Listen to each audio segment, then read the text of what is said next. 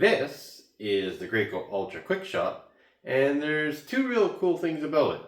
One is that this small thing will put most bigger finishing equipment to shame, and two is that it only uses a battery. No air compressor. Come on.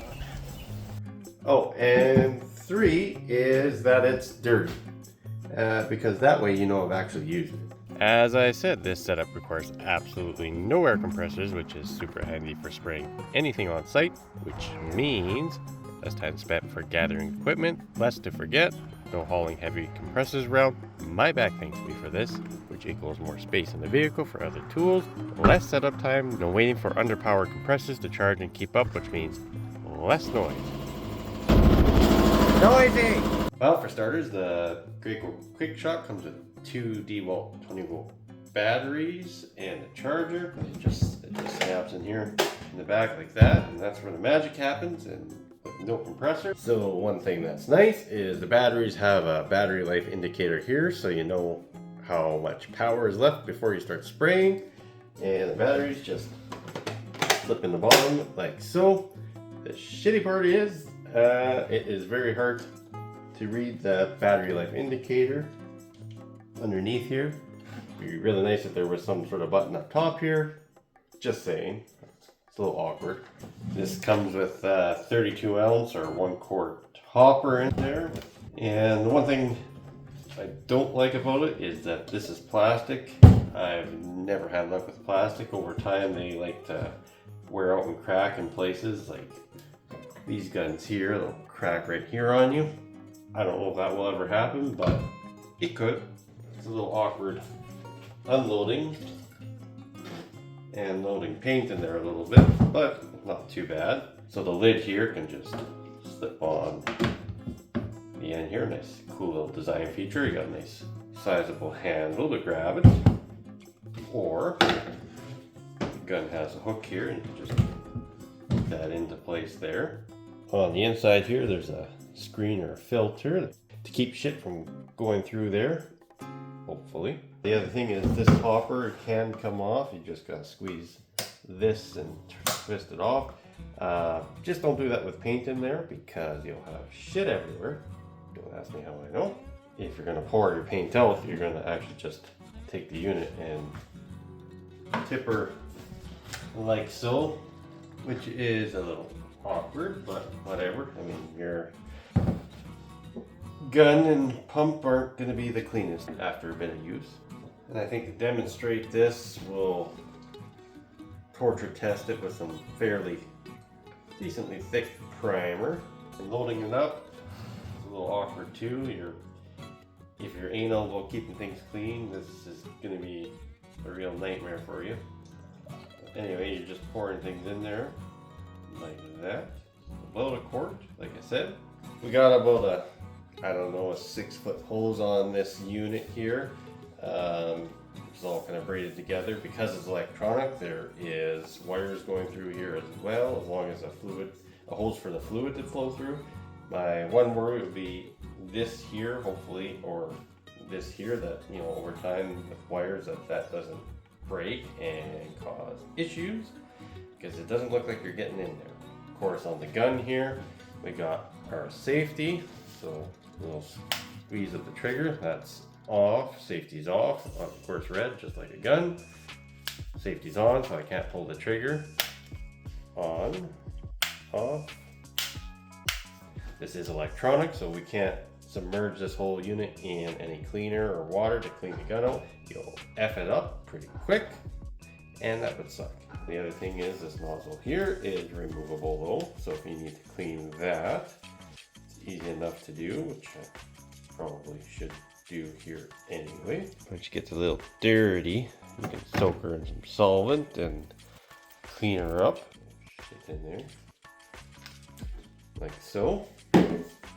If you want to switch your tip out, let's say you're doing some thicker or thinner product, or for latex paint or lacquer, such as what I'm using it for, just slides out easy enough. There's a squarish end that it fits into, and just twist it, tighten this back on. You're going to want to make sure that this is snugged up tightly, because if you don't and you try and spray, you're going to get shit pissing up the sides, which is also not great. Don't ask me how I know. We also have this little dial on here that you can flip forward or backwards. This way here is your unclog mode, which is what we're going to use to prime everything up here, and flipping it forward is your spray pattern mode. You can also orient this differently, so your fan is going to be spraying that way. So if you want to spray vertical up and down, or if you want to spray horizontal, your spray pattern can be this way, so we can spray that. On the back of the gun here, we got a dial. It goes from 1 to 10, 1 being the lowest, 10 being the highest, and that's your pump pressure. Your pump pressure is basically at 10 is around 2000 psi, so we can kick out some good pressure on that thing. Each number is basically going to be about 200 psi. If we want to get started and load the product, we're going to have to flip this little nipple out to allow some airflow behind there so that we don't create a vacuum, because after a while it will create a vacuum and not allow the product to flow. We're going to turn this little dial up to the prime position. It says prime on there. And if you don't know how to do this, it's all on this little nice laminated instruction sheet they give you, which is easy to clean. What we're going to do, we got this in prime. We're going to flip this nozzle, if it isn't already, to the unclog position. Safety off, and we're going to squeeze the trigger and squeeze it for about 10 seconds to prime the pump. Cool. Pump is primed. Now the pump is primed, we want to prime the holes. So we're just going to flip this dial to the spray position, keeping this in the unclog position. And we're squeezing the hold and trigger for another 10 seconds. Something like that. I'm on take 2. Now basically we flip this forward, we're ready for action. Does come with a nice fashionable belt, and this is good material, strong enough, although I don't know if I care for this. The clip here is the clip here is plastic. It's just a clasp type deal. And this, I don't like this. I wish they would have had a little hook or something here. I mean, if you're super chunky, probably not a problem, but if you're Slim Jim like me,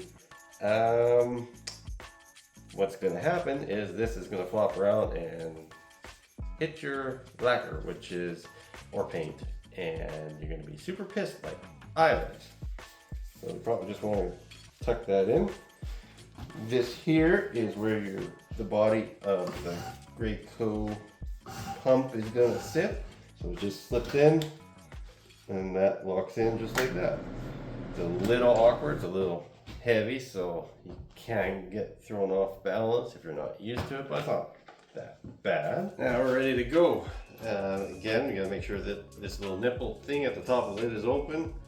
That is set to the spray position and safety off, and we can set our dial to wherever we need it to be. I'm just going to set it on 7 here. Seems to spray all right. Give her a go. If I'm finding I need to dial it up a bit, just turn it on. It's a little interesting because this is electronic. As you pull the trigger, it's instant, and as you release it, it's instant release too. We can slow it down, see what happens. Nope, not good. Make sure you got the right pump. So.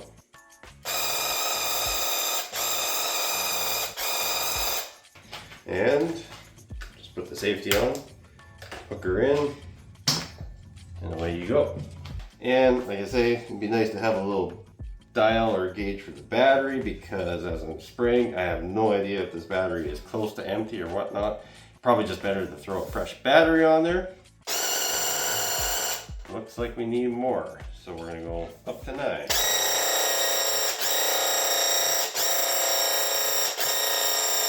What's nice about this gun, it's not super big, so if you have to get into an awkward space, you could do that really easily.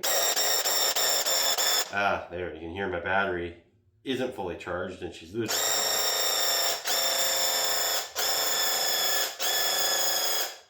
But I had enough to get through that. If this wasn't tucked in, I'd be probably into my piece here, which would not be fun.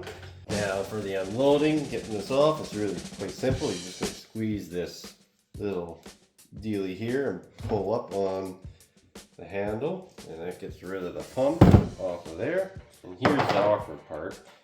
You don't take this off here because, again, you would loosen that and then paint or whatever the stuff you got in there is going to be everywhere. So you're just going to have to do the old pour and dump it, which again, super fun. Can be done. Now that she's more or less empty, I'm just going to throw a little wash-up solvent in there, like so. We're going to turn this nozzle from spray to the unclogged position. We're just going to spray some through there. Probably should have a lid on for this. I'm going to do that a few times just to really clean this out. Wash doesn't vibrate off the table. Now she's all run through, holes is cleaned out, it's nice and simple and quick, and we can be on to another color or store it for a long time. If you need to store it for a little while, you can throw some of this pump armor in there to keep things from seizing up. I'm just going to close that off, close that down. I don't need this right now. Last thing I want to do is make sure this is turned this way for now, and turn the pump to prime. That's what it says for storage. I think it just helps it helps release some pressure within the pump. You're probably wondering, how well does this work? And is it worth it? Well, it's not cheap. We picked this unit up for a little over 2,000 Canadian bucks, and if you're just doing some casual one-time finishing, then probably not. However, if you're using this unit to make money and need to do lots of color changes and on-site finishing, then consider this money well spent. I do worry about the serviceability and longevity of the pump, but as for now, I haven't had any issues, and it's done a fantastic job with whatever I've used this on so far. Like these folding green shelves and countertops between walls. Speaking of which, if you want to know the best way to flawlessly fit these between walls, then you need to check out this video right here. Just like you need to like and subscribe to my channel for more. Thanks for watching.